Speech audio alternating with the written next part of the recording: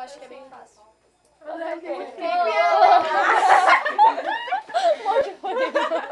O que serve? Quando ela ri do rosto. Ai, falando, Efa. Uma coisa séria. Olha meus furinhos. Outra coisa pra falar é Só uma chance agora, pelo amor de Deus. A cara de feliz da Luciana. É uma chance. Ela vai acertar. Arababa, tica, tica. Vai lá, Lu. A Lu ficou roxa.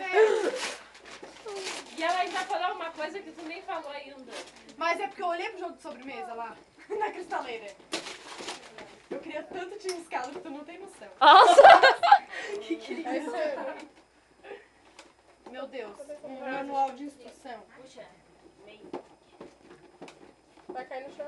Cuidado.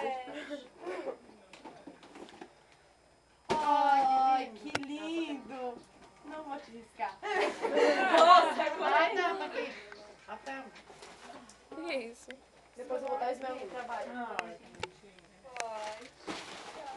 Que momento romântico.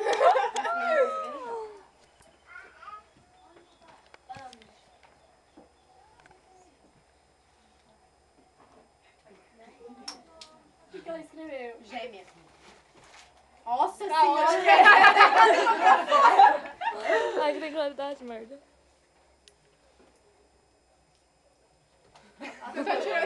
Tá filmando?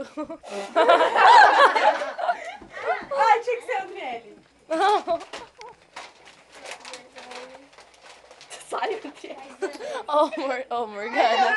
Ô, Lu, agora a gente é gêmeos. Imagina que nós somos essa também. Cerca a frigideira. Pega aqui na tua mão. Ah, tá. Ó. Ai, que legal.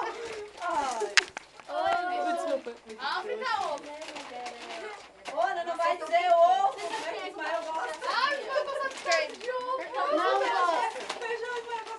Jéssica, olha que tá de parecida mesmo.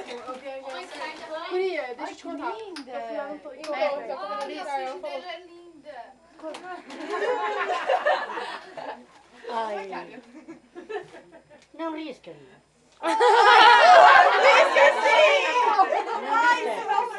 Não risca, não risca, tá tão limpinha. A gente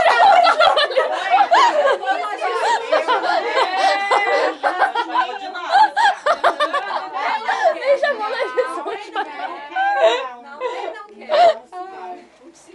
Eu vou todo inchado de panela. Sem graça. Ai, que tá Só claro. vou tirar foto. Pensa que vai escapar. Ai, que legal que eu acertei da cunhada. Eu vou pegar da minha irmã. Tá certo, tá lindo também agora.